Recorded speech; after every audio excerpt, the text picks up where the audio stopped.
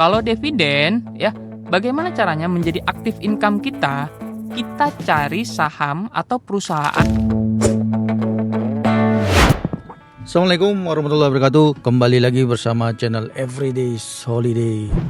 Di hari kerja mulai kita sudah fokus ke kerjaan ya guys.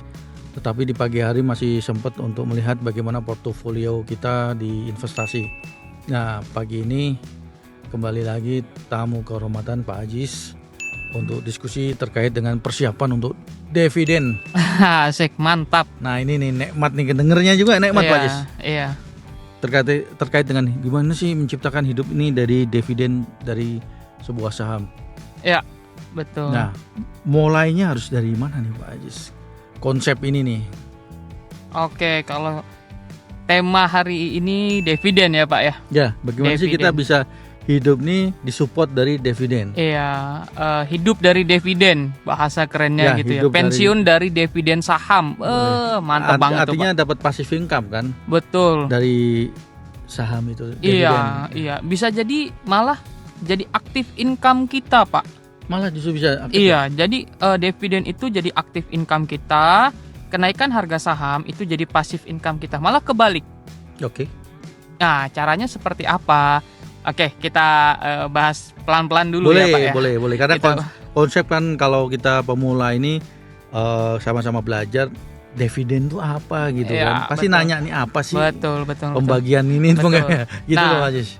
Nah, kalau mau tahu dividen itu apa, coba tonton di video sebelumnya Pak. Ada sempat kita bahas. Oh tuh. iya. Keuntungan di saham itu apa aja, salah satunya Betul. dividen. Salah satunya dividen. Kalau boleh saya kulik lagi di sini ya. Dividen itu sederhananya adalah bagi hasil. Nah, bagi hasil yang diberikan perusahaan untuk para investornya. Jadi perusahaan-perusahaan TBK itu perusahaan yang sahamnya kita bisa beli di bursa efek, itu dia kalau mengalami keuntungan banyak yang membuat kebijakan untuk membagikan dividen kepada para pemegang sahamnya.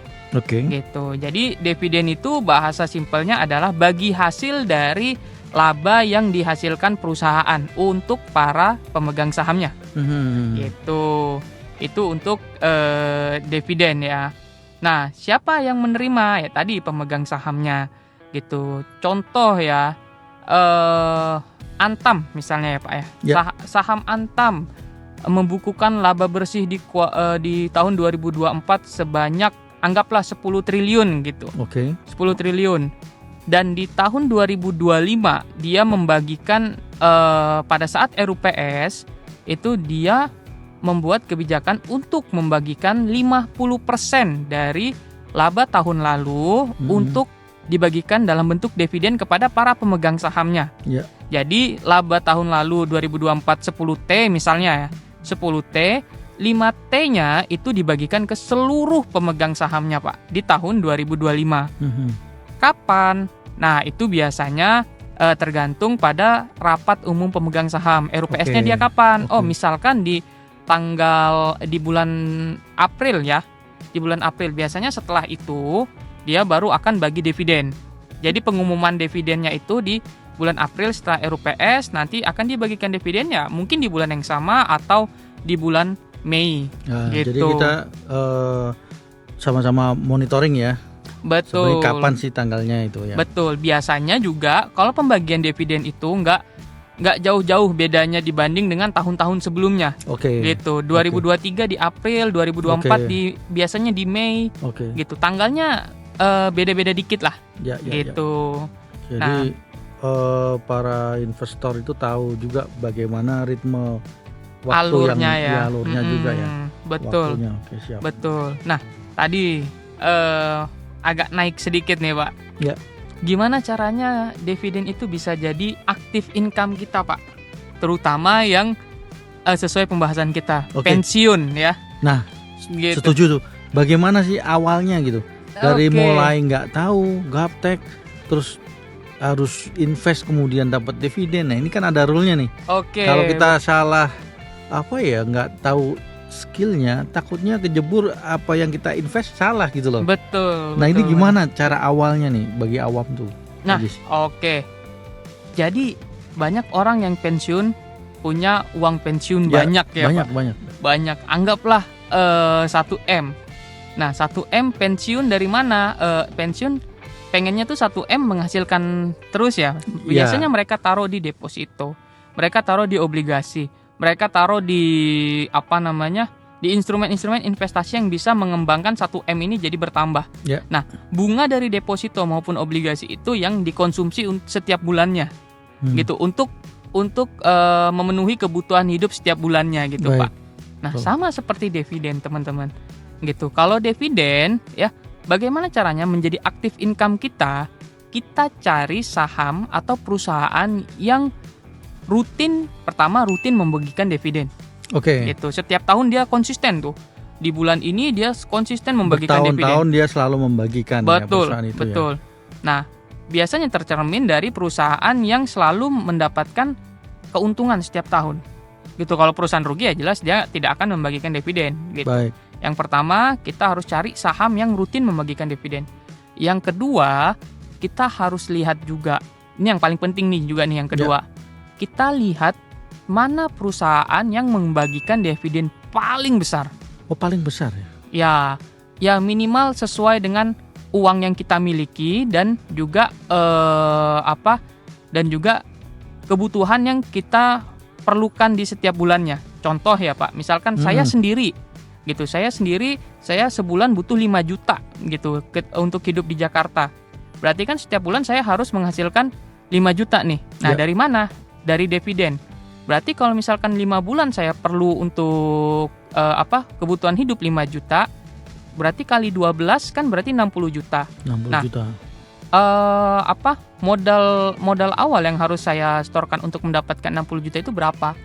Gitu. Nah, kita harus cari yang kedua ini, dividen yield bahasanya. Dividen yield yang paling gede, ya, paling tidak di atas dari deposito dan obligasi. Gitu. Nanti mungkin habis ini saya akan kasih perhitungannya ya Pak, perhitungan sederhananya tadi. Siap. Nah, jadi yang pertama tadi balik lagi kita cari perusahaan yang konsisten bagi dividen. Yang kedua, kita harus cari perusahaan yang yang gede membagikan dividen. Yang dividennya itu besar. Nah, yang ketiga, kita lihat nih laba bersihnya. Oke. Gitu. Kalau memang laba bersihnya dia terus meningkat, artinya per tahunnya ya. Betul, per tahunnya. Artinya dividen yang akan dibagikan juga akan meningkat. Otomatis itu? Otomatis meningkat. Kenapa? Karena kan dividen dibagikan berdasarkan laba bersih, Pak. Oke. Kalau laba bersihnya meningkat, otomatis dividennya juga pasti akan meningkat. Gitu, 3 itu aja. Nah, tapi kalau misalkan ada nih perusahaan yang laba bersihnya sedikit turun, gitu. Contoh ya, pertambangan dia biasanya royal bagi dividen. Sekarang nih laba bersih perusahaannya turun. Otomatis dividen yang akan dibagikan di tahun berikutnya itu pasti akan turun. Nah, tetapi kita lihat kalau memang dia harga sahamnya dividennya dia turun di tahun depan, kita lihat yieldnya, dividen yieldnya yang kedua tadi nih, dia masih gede atau enggak? Baik. Gitu. Kalau masih gede ya, oke, nggak apa-apa kita masuk gitu. Ya, itu 3 hal itu Pak. Ya, menarik banget ya, itu udah di highlight dari 3 poin yang sangat penting itu ya. Betul. Nah, oke, itu parameter 3 itu kan penting nih. Penting banget. Bagaimana menentukan perusahaan itu mana yang pas gitu tadi, itu juga sama. Artinya saya mau naruh nih 100 juta misalnya. Nah, untuk dapat dividen. Nah, ini barometer perusahaan yang seperti tadi screeningnya berarti kan. Betul, 3 hal ini yang perlu diperhatikan. 3 hal aja dulu. Betul. Oke, jadi teman-teman ini menarik banget ya, ilmunya daging banget. Jadi langsung ke poinnya bahwa teman-teman kalau mau persiapan masa pensiun kemudian dapat uang saku dari perusahaan, Anda bisa investasikan seperti itu. Nah, untuk penentuannya itu kembalikan ke masing-masing. Jadi kita nggak ada disclaimer untuk menyuruh ke sini ke situ, enggak. Betul, tapi konsepnya ilmunya seperti tadi, guys. Jadi persiapkan diri seperti kayak sedia payung sebelum hujan. Nah, ini sebenarnya konsep pensiun tuh seperti itu sih sederhananya. Jadi kalau sebelum hujan ya Anda sediakan payung. Jangan udah hujan Anda nyari payung. Itu akan efek ke mental Anda gitu. Jadi kita saling memberikan sharing aja. Sedia payung sebelum hujan. Betul. Ini penting banget ya, bagaimana mencari payungnya Anda kreativitas masing-masing lah gitu loh. Betul. Nah, disinilah channel Everyday Holiday memberikan sharing. Semoga bermanfaat dan ilmunya yang diberikan oleh Pak Ajis daging sekali guys. Betul, Tinggal gimana menikmati dividen itu. Betul. Ada satu lagi Apa Pak. tuh? Ada satu lagi yang kita kasih tahu nggak nih perhitungan dividen Boleh menjadi sih, aktif boleh. itu seperti apa Pak? Iya, boleh. Ya, oke. Tambahan aja dari saya ya Bapak ya. Boleh.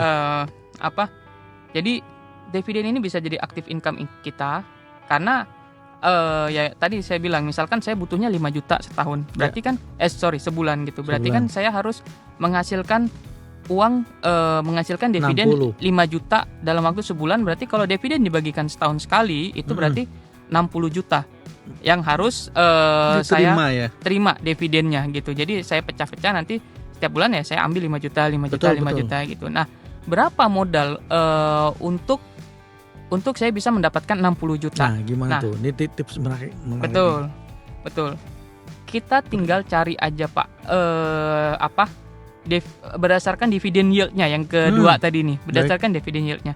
Kalau saya perlu 60 juta setiap tahun, berarti saya harus cari dividen yield yang 10%. 10%. Nah, 10% 60 juta berarti 600 juta. 600 gitu. juta. Okay. Modal yang harus saya keluarkan adalah 600 juta. 600 juta. Gitu. 600 juta. Tinggal kita cari nanti perusahaan yang rutin membagikan dividen yield minimal setahun itu 10%. Minimal 10%. Minimal 10% cari, ya? Untuk memenuhi itu kebutuhan hidup kita. Searching aja, di searching ada ya? Searching ada Pak. Di aplikasi-aplikasi juga banyak kok Pak. Artinya dividen yield ya. Iya, yang paling tinggi di Google, di ada YouTube semua, ada semua Pak. Informasinya benar-benar ada semua. teman-teman bisa dapatkan. Jadi tinggal sesuaikan budget kita. Oke. Nah, biasanya kalau memang kita mau hidup dari dividen ya minim banget adalah 500 juta Pak. Baik. Nah, untuk hidup sendiri ya. Jadi tinggal nanti budget kita berapa nih? Budget pensiun saya 1M. Bisa nggak saya dapat sebulan itu 10 juta dari dividen saham? Bisa aja. Berarti kan tinggal kita cari yang dividen yield-nya kalau budgetnya 1M. Terus kita butuhnya 10 juta gitu. Berarti kan kita setahun 120 juta butuhnya. Berarti kita harus cari dividen yield yang 12% dari 1M tadi. Oke. Untuk kita mendapatkan 120 juta. Ada juga kok Pak di saham yang membagikan dividen yield 12%. Ada ya? 15% ada. 30% ada Pak. Ada.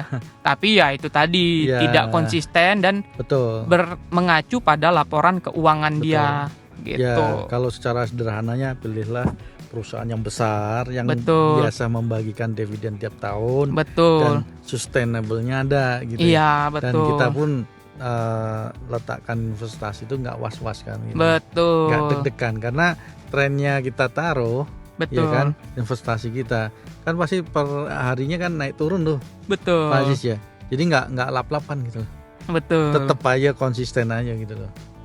Betul Pak. Oke nih, menarik banget. Terima kasih banyak ilmunya yang sudah di-sharing oleh Pak Aziz. Jadi teman-teman jangan lupa selalu stay tune di channel Everyday Holiday. Kita selalu berbagi, selalu mencari keberkahan.